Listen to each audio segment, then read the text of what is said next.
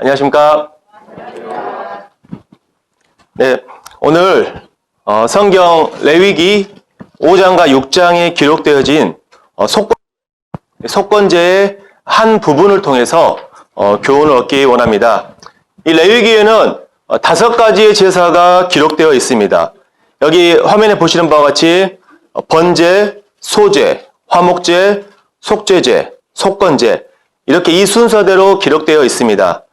이 5가지 제사들을 한꺼번에 살펴보면 이 제사들은 우리 주 예수님께서 드리신 단번에 드리신 영원하고도 온전한 제사를 우리들에게 그림자로 보여주고 있습니다. 그리고 이 5 제사들을 각각 분리해 보면 예수님께서 드리신 이 제사의 5가지 측면들을 각각 우리에게 알려주고 있습니다.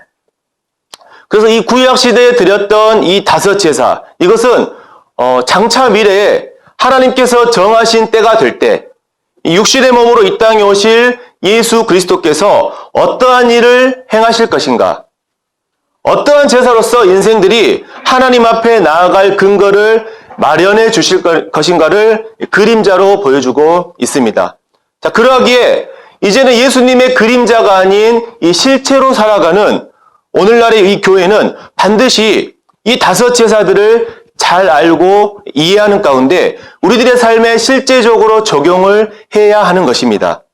이게 아주 중요한 것입니다. 왜냐하면 이 5 제사는 이 하나님의 백성들이 하나님께 나아가는 방법, 하나님 그분께 예배드리는 방법, 그리고 하나님 그분과의 교제, 그리고 하나님 그분의 백성들 사이의 교제, 하나님께서 이 자신의 백성들의 여러 가지 필요를 어떻게 채우시는가, 이 방법들을 이 각각의 제사들에 자세하게 설명을 해주고 있기 때문입니다. 이 레위기 5 제사가 이스라엘 자손들에게 주어진 것은 이들이 애굽을 떠나서 광야로 인도되어진 다음에, 즉 애굽은 세상을 뜻하죠. 세상을 뜻하는 애굽과 분리되어진 이후에 주어졌습니다.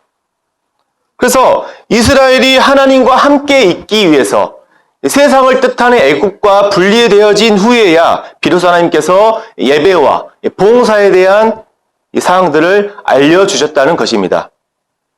그러니까 이스라엘 백성들은 세상과 구별되어진 그 광야 생활 가운데서 이 하나님의 백성들인 이스라엘은 자신들의 불완전함, 또 자신들의 실패들을 실제적으로 경험하게 되었고, 그럼에도 불구하고 여전히 은혜를 베푸시고 또 이들과 교제하기를 원하시는 하나님의 이 다양한 예비하심이 이 5 제사에 자세하게 설명이 되었다는 것입니다. 그래서 이 하나님의 지상 백성인 이스라엘이나 또 하나님의 천상 백성인 이 교회나 애굽이라는 세상에 미련을 두고 또 그 세상의 가치관과 그 방법대로 살아가게 된다면 절대로 이 하나님 그분에 대해서, 그리고 참된 예배가 무엇인지에 대해서, 또 참된 교제가 무엇인지에 대해서 알 수가 없다는 것입니다. 그리고 만약 그렇게 된다면 그가 비록 구원받은 성도라 할지라도 하나님과의 관계를 가까이 유지시켜 주시는 예수 그리스도의 이 사역을 온전히 이해하지는 못할 것입니다. 물론 지식적으로는 잘 알 수 있겠죠. 하지만 이 그리스도 안에 거하고 있다는 그 실제가 무엇인지, 또 그 영광의 풍성함과 또 그 말씀 가운데 이 말씀 속에서 역사하시는 그 능력의 지극히 크심이 어떠한지를 온전히 경험하지는 못할 것입니다. 우리 거듭난 성도 안에는 누구나 다 이 안에 이 연약한 죄성이 자리 잡고 있습니다. 그래서 이 죄성으로 인해서 자신의 불완전함과 이 결점들, 또 이 실패들을 매 순간 경험하고 있지만, 또 그럼에도 불구하고 우리 예수님께서 드리신 이 제사들로 인해서 이 그리스도의 온전하심 안에서 우리 성도들은 평안과 안식을 누릴 수가 있는 것입니다. 그리스도 안에서 주어지는 이 삶의 능력과 힘을 여기에서 얻는 것입니다. 하지만 우리가 이 세상을 사랑하고 이 세상의 시선과 이 세상의 가치를 두므로 말미암아 우리의 영적인 눈이 어두워져 있다면 우리는 그리스도 안에 있다는 사실을 별로 대수롭지 않게 여길 수도 있습니다. 이 하나님의 영광과 능력이 우리 삶 속에서 능력 있게 나타나지 못할 수도 있습니다. 자, 이것을 간단하게 설명드리자면 죄가 하나님과 나 사이를 그 관계를 불편하게 막고 있다는 것입니다. 우리는 죄로부터 분명히 구원을 받았습니다. 죄로부터 건짐을 받았습니다. 그럼에도 불구하고 이 죄로부터 구원을 받은 적이 없는 것처럼, 죄로부터 건짐을 받지 못한 것처럼 살아갈 수도 있다는 것입니다. 하지만 우리들이 이러한 내 자신의 연약함과 이 부족함을 인정하고 하나님 앞에 가지고 나아가게 될 때에 우리는 비로소 주님께서 드리신 이 완전한, 이 온전한 이 제사의 풍성함 속에서 평안과 기쁨과 능력을 얻을 수가 있을 것입니다. 자, 이 다섯 제사는 크게 두 부분으로 나뉘어집니다. 향기로운 냄새를 올려드리는 제사와 죄를 위한 제사로 나뉘어집니다. 번제와 소제와 화목제는 향기로운 냄새를 올려드리는 제사에 속하고, 속죄제와 속건제는 죄를 위한 제사에 속합니다. 자, 오늘 주제가 속건제인데 먼저 다섯 제사를 간략하게 한번 설명을 드리겠습니다. 먼저 번제. 이 번제는 이스라엘 백성이 자신이 하나님께 연락되도록 드리는 제사입니다. 그래서 이것은 우리 주님께서 이 땅의 삶을 사시는 동안 하나님께 자신을 온전히 드리신 것처럼 우리 성도들 자신도 우리의 삶을 하나님께 온전히 올려드리는 바로 이것을 상징하고 있습니다. 그리고 소제. 이 소제는 유일하게 피가 없는 제사입니다. 그래서 이 하나님께 대한 감사와 헌신을 표현하는 제사입니다. 이것은 이 땅에서 흠없는 삶을 사시고 헌신의 삶을 드리신 우리 주 예수님의 인성을 상징하고 있습니다. 우리 성도들은 이러한 예수님의 인격을 온전히 닮아야 함을 말해주고 있습니다. 그리고 이 화목제는 하나님의 사랑에 대해, 그리고 하나님 그분께서 이 백성들과 화목하게 해주시고 또 교제하심에 대한 감사와 감사와 그 서원을 표현하는 제사입니다. 이것은 우리와 하나님 사이를 화목하게 하시기 위해서 화목 제물이 되어주신 우리 주 예수님을 나타내고 있습니다. 동시에 하나님과 화목한 교제를 누리는 하나님의 백성들은 바로 그 백성들끼리 이웃과 화목한 교제를 누려야 한다. 이것을 보여주고 있습니다. 저는 개인적으로 볼 때 이 화목제는 우리가 매주일 하나님 아버지 앞에 나와서 이 아버지께서 베풀어 주시는 이 상 앞에 모여서 우리 주님을 나타내는, 몸과 피를 나타내는 떡과 잔을 대하고 마시면서 그분을 먹고 마시면서 그분을 기념하고 또 함께 교제하는 이 주의 만찬이 바로 이 화목제를 가장 잘 보여주고 있다고 생각합니다. 물론 우리가 드리는 주의 만찬은 이 5가지 제사가 모두 다 포함이 되어 있지만 특별히 화목제의 의미, 그래서 이 주의 만찬은 하나님께 드리는 예배의 의미도 있지만 또 함께 주의 몸과 피를 나누는 성도들끼리 이 한 몸으로 교제하는 바로 이 화목제의 의미가 상당히 크다고 봅니다. 자, 그리고 이 죄를 위한 제사인 속죄제와 속건제, 이것은 이 둘은 비슷한 부분이 상당히 많아서 그 특징들을 확실하게 구분하기가 좀 애매합니다. 그래서 이 특징을 구분하는 대해서 성경 교사들의 분별들이 많이 엇갈리는데 제가 좀 여기저기 찾아보고 공부한 결과 이 속죄제는 우리의 이 죄성, 이 죄를 다루는 제사이고 이 속건제는 이 죄로부터, 이 죄성으로부터 나온 허물, 이러한 것들을 다루는 제사라고 이해하시면 좋을 것 같습니다. 그래서 이 레위기에 나오는 이 5제사의 순서의 가장 첫 번째가 번제, 그리고 소제, 화목제, 속죄제, 속건제, 이러한 순서로 이루어졌는데 이것은 하나님께서 가장 가치 있게 여기시는 순서를 말해주고 있습니다. 하나님께서 보실 때 가장 가치 있게 보시는 제사가 바로 번제이고, 그 다음에 소제, 화목제, 속죄제, 속건제, 이렇게 이 순서대로 바라보신다는 것입니다. 하지만 우리 사람들, 우리 인생들의 관점에서는 정반대입니다. 우리는 맨 처음에 우리 주님을 나의 죄 때문에 죽으신 분으로만 알게 됩니다. 이게 구원의 시작이죠. 그래서 우리들은 이 속건제와 속죄제의 가치를 깨닫는 것부터 시작을 하게 됩니다.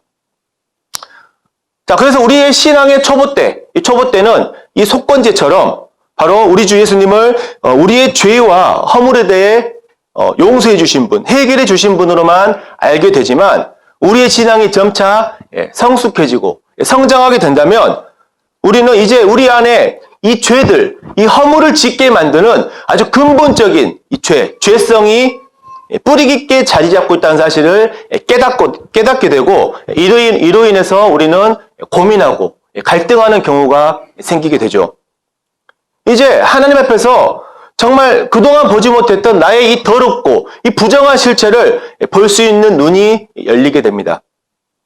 그러는 중에 그리스도와의 연합을 통해서 나의 옛사람은 십자가에서 주님과 함께 죽었고, 주님의 부활의 연합해서 새 사람으로 살게 되었다는 사실이 이제는 이 지식이 아니라 실제적으로 경험적으로 깨닫고 이것을 믿음으로 적용하기 시작합니다. 이게 속죄제의 시작이 됩니다.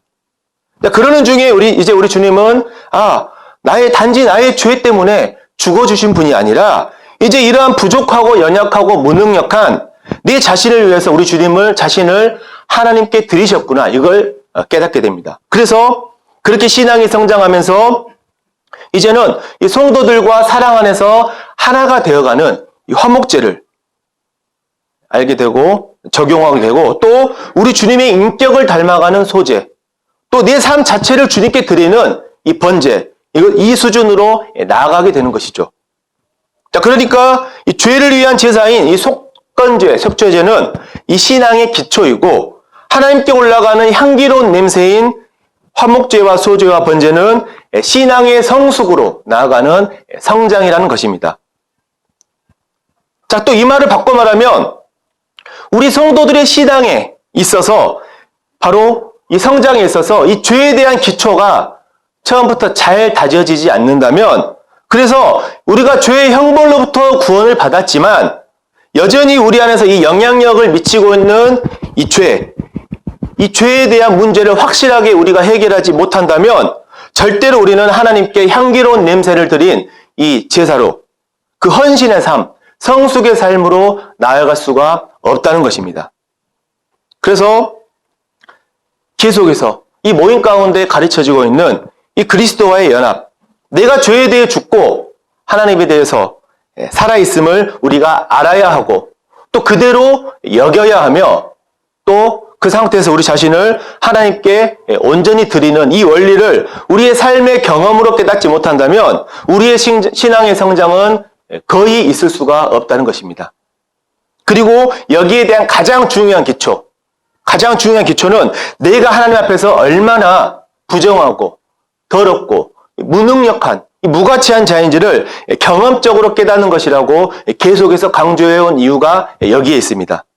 그러한 사람에게 죄에 대해서 승리할 수 있는 이 주님의 능력이 주어지는 것이라고 말씀을 드렸습니다. 하지만 이 진리가 의외로 많은 그리스도인들에게 아주 불편한 진실이 되어 왔습니다. 왜냐하면 이 많은 그리스도인들이 원래 이 그리스도와의 연합이라는 진리를 모르고 있는 경우도 있지만, 또 알고 있다 할지라도 이것이 내 자신의 경험과는 다르다는 이유로 무시해버립니다.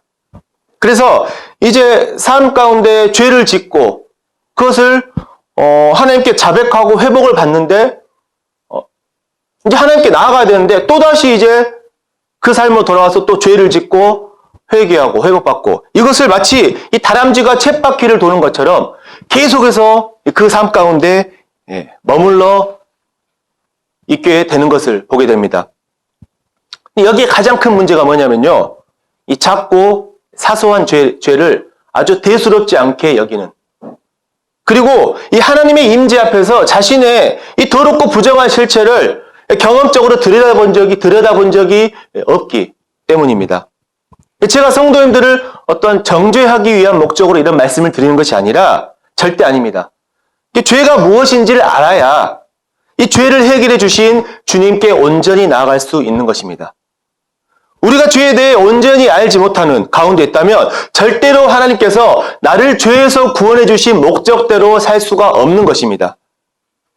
어쨌든 오늘 이 부분에 대해서 가장 잘 보여주고 있는, 그래서 우리 사람 측면에서 하나님을 알아가기 시작하는 그 기초 첫 번째 단계인 속건제를 함께 살펴보겠습니다. 자, 이 속건제는 우리의 죄로 인해서 우리가 받아야 될 하나님의 저주를 대신 담당해 주신 예수 그리스도를 보여주고 있습니다. 죄인들의 죄를 반드시 심판하시는 이 하나님의 이 공의를 완벽하게 만족시켜 주신 예수님의 사랑과 희생을 보여주고 있습니다. 우리를 대신해서 죄를 삼으신 바 된 바로 우리 주님께서 십자가에서 드리신 단 한 번의 영원하고도 온전한 그 제사로 말미암아 우리 모든 인생의 죄가 단번에 그리고 영원히 처리가 되었습니다. 자, 근데 이 속건제는 하나님께 범한 죄와 사람에게 범한 죄, 이렇게 두 종류로 구별되어 있습니다. 그래서 오늘은 이 중에 하나님께 죄를 범했을 때 이 측면에 드리는 속건제를 오늘 중점적으로 좀 보겠습니다. 자, 여기 말씀 제가 읽어드리겠습니다. 누구든지 여호와의 성물에 대하여 그릇 범과하였거든 여호와께 속건제를 드리되 너의 지정한 가치를 따라 송소의 세겔로 몇 세겔 은에 상당한 흠없는 순양을 떼중에서 끌어다가 속건제로 드려서 성물에 대한 범과를 갚되 그것에 5분 1을 더하여 제사장에게 줄 것이요 제사장은 그 속건제의 순양으로 그를 위하여 속한 즉 그가 사함을 얻으리라. 자, 여기 말씀에서 여호와의 성물에 대해 죄를 범했다는 것은 뭐냐면 부정한 상태에서 제사 음식을 먹거나 제사를 드릴 때, 그리고 하나님께 드릴 제물을 부정한 방법으로 가로채는 이것을 말합니다. 이럴 때 속건제를 드려야 되는데 먼저는 순양으로 자기 그 죄에 대한 제사를 드리고 여기에 5분의 1을 더해서 하나님께 배상을 해야 된다, 이 뜻입니다. 이게 이제 쉽게 이해가 안 되시는 분들을 계시다면 이제 사람에게 죄를 범했을 때 드린 속건제를 살펴보면 좀 쉽게 이해가 갑니다. 그러니까 내가 이웃에게 1억 원의 손해를 부정한 방법으로 끼쳤습니다. 그러면 이제 그 1억에 대한 그 1억은 기본적으로 갚아야 되고 여기에 5분의 1 얼마죠? 2천만 원이죠. 그러니까 총 1억 2천만 원의 배상을 해야 한다는 것입니다. 그리고 그 다음에 순양으로 제사를 드리는 이게 속건제인데, 그러니까 하나님께 죄를 범했을 때 하나님의 성물에 대한 범죄를 했을 때는 먼저는 죄를 위한 제사를 드리고 그 다음에 하나님께 배상을 하고, 그리고 사람에게 죄를 범했을 때는 먼저 배상부터 하고 그 다음에 죄를 위한 제사를 드려야 한다는 것입니다. 이 말씀은 우리가 알고 있는 마태복음 5장 23절과 24절에서 우리가 하나님께 예물을 드리려 제사를 드리려 제단에 갔을 때 형제에게 원망을 들을 만한 일이 생각났을 때 어떻게 하랬죠? 그 예물을 제단 앞에 내려놓고 먼저 형제에게 가서 사과하고 그 죄를 해결한 다음에 와서 제사를 드려라. 이 말씀이 바로 이 사람에게 죄를 범했을 때의 속건제를 말해주고 있는 것입니다. 자, 다시 하나님의 성물에 대한 죄로 돌아갔을 때요. 자, 하나님의 성물에 대한 죄, 부정한 상태에서 드리는 제사, 하나님께 드리는 제물을 부정하게 가로채는. 자, 이것을 오늘날에 우리 성도들에게 적용하면 바로 하나님께 드리는 공적 예배 때 우리가 드리는 잘못들, 그리고 하나님의 이 교회 안에서 어떤 섬김과 헌신과 봉사 가운데 우리가 실수하고 잘못하는 부분들, 또 우리의 개인의 삶 속에서 하나님께 드리는 이 제사가 있죠. 이건 나중에 설명드리겠지만 그러한 제사 가운데 부정함이 들어갔을 때 이것을 적용해 볼 수가 있습니다. 자, 또 그리고 여기서 중요한 부분입니다. 여호와의 성물에 대해 그릇 범과했다. 이 말은 자신의 무지로 인해서, 말씀에 대한 무지로 인해서 범죄했다는 것을 의미합니다. 그러니까 하나님에 대해서 죄를 저질러 놓고도 그것이 죄인지도 모르고 범하는 경우가 있다는 것입니다. 우리가 생각하는 이 죄에 대한 정의, 이것은 하나님께서 우리에게 말씀을 통해 비춰주시는 그 빛의 양, 또 그리고 우리의 양심이, 이 하나님의 새 생명이 들어와 있는 우리의 양심이 얼마나 하나님 앞에서 민감한가, 여기에 따라서 클 수도 있고 작을 수도 있습니다. 예를 들어서 제가 학생 때, 어렸을 때 아버지 지갑에서 돈 10,000원 한 장을 빼다 썼습니다. 제가 좀 그런 일이 자주 있었거든요. 근데 이거 분명히 범죄이죠. 근데 그 당시에 저는 하나님께서 저에게 비춰주신 이 말씀의 빛, 이 양심이 무뎌진 상태라서 이것이 범죄라고 생각하지 않았어요. 아니, 아버지 돈이 내 돈인데 그냥 걸리면 혼나고 말지, 이 정도였습니다. 근데 만약 그 당시에 하나님께서 제 마음 가운데 비춰주신 그 말씀의 빛이 아주 크게 작용했다면, 제 양심이 하나님 앞에서 민감한 사람이었다면, 저는 이제 이것이 제 아버지에게 범죄한 것뿐만이 아니라 하나님 앞에서 아주 심각한 범죄라는 사실을 제가 깨닫고 두려워했을 것입니다. 여기서 말씀 보면은 사람에 대한 범죄도 이것은 결국은 먼저 하나님께 신실하지 못했기 때문에 저지른 죄라고 말씀하시거든요. 그러니까 다윗이 밧세바를 범하고 우리아를 죽였을 때, 그가 회개했을 때 어떻게 기도했나요? 내가 하나님께 범죄했다. 이것이 바로 그러한 의미입니다. 그래서 이 한 성도가 그리스도 안에서 성장할수록, 이 하나님의 말씀을 가까이 하게 될수록, 하나님의 그 거룩하심과 공의로우심을 깨달아 갈수록 그 성도는 점점 자신 안에 있는 이 죄성이 얼마나 더럽고 심각한가, 악한가, 이것을 깨닫게 되고 괴로워하게 됩니다. 네 자신이 얼마나 무능력하고 이 부정한 존재인가를 아주 절실하게 깨닫게 됩니다. 내 자신은 내가 생각하는 것보다 훨씬 더 악하다. 나의 이 상상을 초월하는 이 죄악이 내 안에 있구나. 이것을 깨닫게 됩니다. 하지만 많은 성도님들이, 저를 포함해서도 이 부지 중에 모르고 지은 죄를 아주 가볍게 여기는 경향이 있습니다. 내가 모르고 지은 죄인데, 별로 크지도 않은 죄인데 괜찮겠지. 하지만 하나님의 생각은 전혀 다릅니다. 만일 누구든지 여호와의 금령 중 하나를 부지 중에 범하여도 허물이나 벌을 당할 것이니. 이 하나님의 판결의 말씀입니다. 그래서 하나님의 이 엄위하신 말씀에 따라서 나의 부지 중에 모르고 지은 죄, 내가 사소하게 생각하는 이 죄 때문에 우리 주님께서 십자가에서 아주 처참하게 고통받으시고 죽으셨다는 사실입니다. 이 하나님의 말씀에 대한 무지, 이 하나님의 말씀을 모르는 것은 물론 죄는 아니죠. 하지만 이러한 내 자신의 무지로 인해서 내 자신이 죄라고 여기지 않는 이 죄들을 계속해서 저지르는, 그것은 곧 내 자신의 양심이 너무나 하나님 앞에서 무디어져 있다는 것이고, 또 하나님의 그 빛 대신 이 말씀에 아주 무감각해지고 강팍해져서 이 성령님의 음성에 아주 둔해져 있다는 그 증거가 될 것입니다.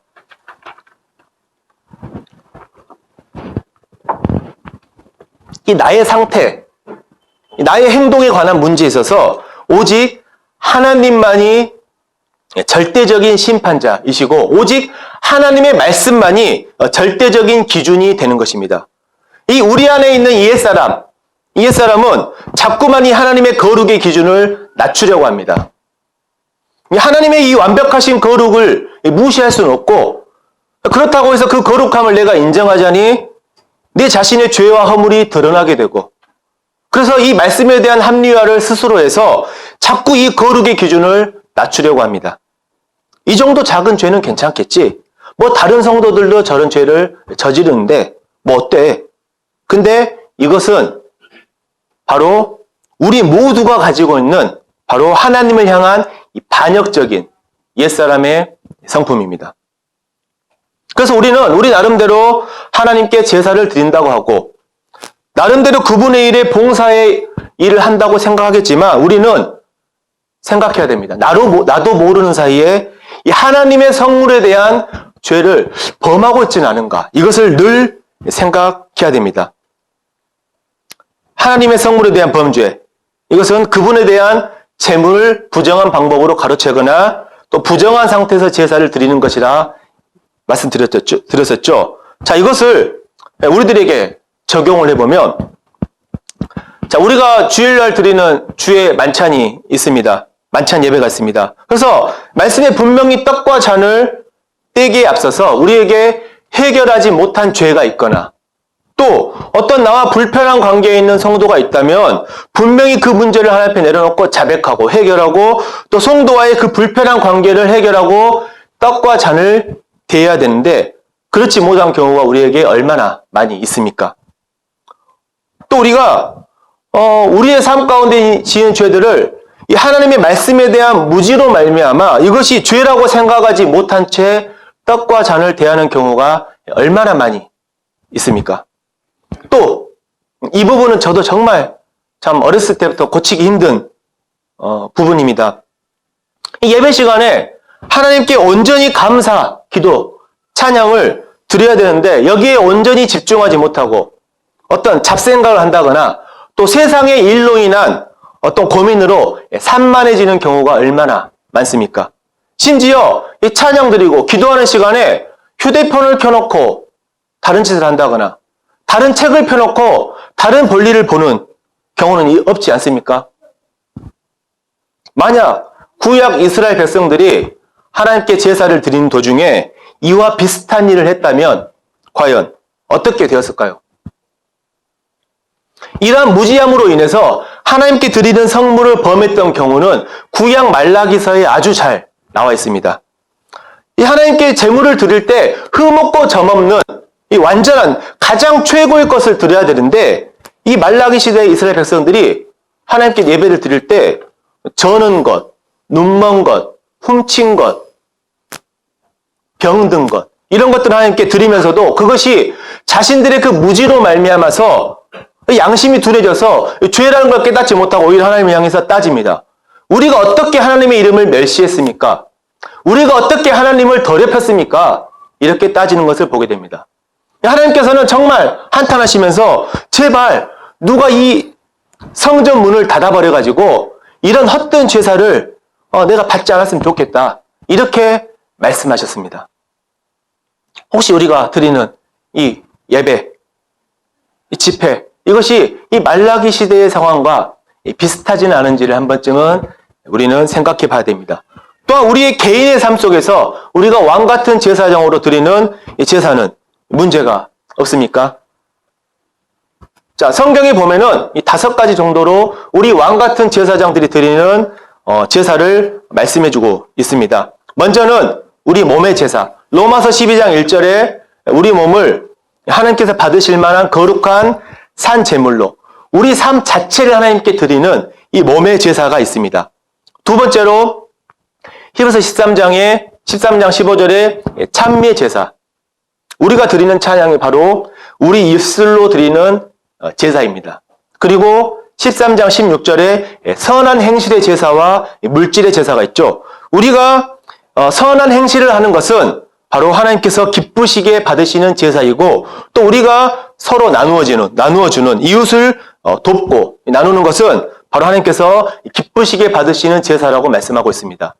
또 이 전도의 제사. 하나님께서 우리를 복음의 제사장으로 세우셨습니다. 그래서 우리 전도는 이 복음의 제사장들이 당연히 해야 될 임무이고 또 그 열매, 이 복음을 통한 열매를 하나님께 우리는 드려야 되는 것이 마땅한 일입니다. 우리는 이러한 왕 같은 제사장으로서 우리 개인의 삶 속에서 드리는 제사를 얼마나 하나님께 충성되게 드리고 있습니까? 혹시라도 우리의 이 부정함, 우리의 나태함, 우리의 교만함으로 이러한 제사를 더럽히고 있지는 않습니까?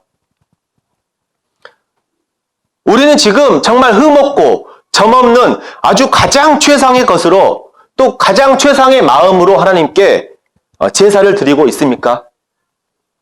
자, 이 말은 바로 우리의 가장 완벽한, 흠없고 점없는 가장 완전한 제물이신 오직 예수 그리스도만을 의지해서 그분의 능력과 지혜로 이러한 제사를 드리고 있냐 이 뜻입니다. 만약에 혹시라도 이 예수님이 아닌 나의 나의 능력과 나의 지혜 이걸로 하나님께 제사를 드리고 있다면 이것이 바로 하나님의 성물을 범한 죄가 된다는 것입니다.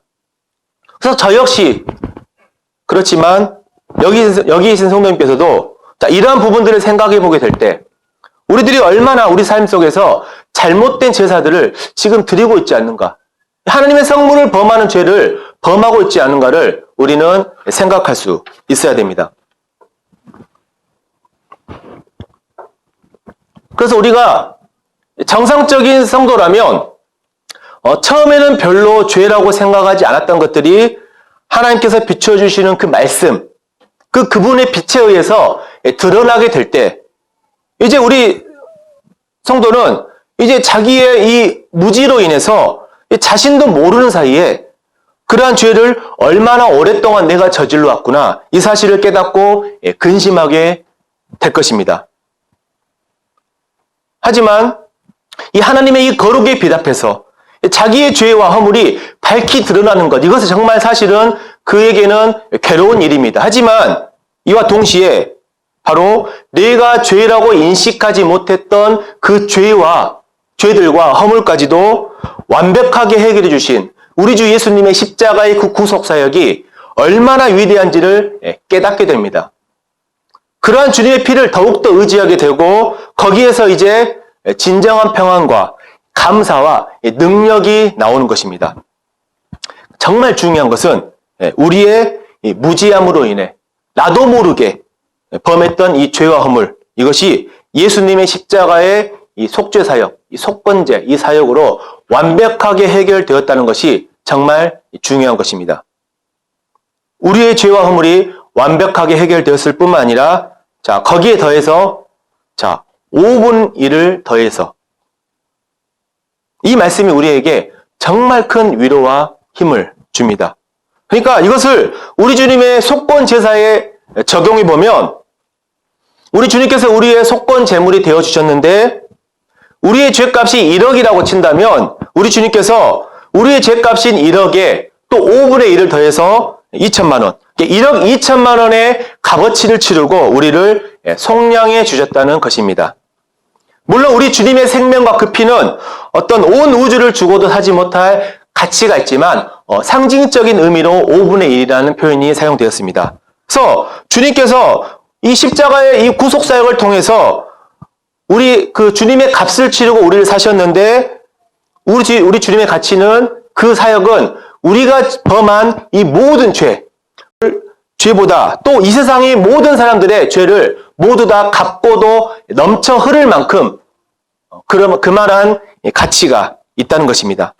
그래서 우리는 우리 주님으로 인해서 우리는 너무나 큰 이익을 얻었습니다. 우리가 죄의 용서함을 받았을 뿐만 아니라 거기에 더해서 더 나아가서 바로 우리 주님의 죽으심과 부활하심에 연합해서 하늘에 앉혀진 하늘의 하나님 보좌 우편에 앉혀진 하나님의 상속자가 되었다는 것입니다. 이게 하나님께서 우리에게 이러한 넘치도록 과분한 이 이익을, 크신 이익을 주신 이유, 이것이 중요하죠. 그 이유가 무엇입니까? 바로 이 속건제를 보면 알 수 있듯이 우리의 죄를 해결해 주셨을 뿐만 아니라 더 나아가서 이 5분의 1을 더해 주셨듯이 바로 우리도 당연히 의롭다함을 얻은 것으로 끝나지 말고 바로 우리의 신앙의 성숙으로 나아가서 하나님께 열매 맺는 사람이 되게 하시려고 그렇게 하셨다는 것이죠. 이게 이 속건제가 주는 교훈입니다. 하나님께서 예수님을 통해서 우리가 범한 죄, 모든 죄보다 5분의 1을 더해서 은혜를 베푸셨듯이 우리 또한 하나님께 이제 나아가서 우리가 받은 은혜보다 5분의 1을 더해서 내가 드리겠습니다. 이러한 심령으로 하나님께 나아가야 한다는 것입니다.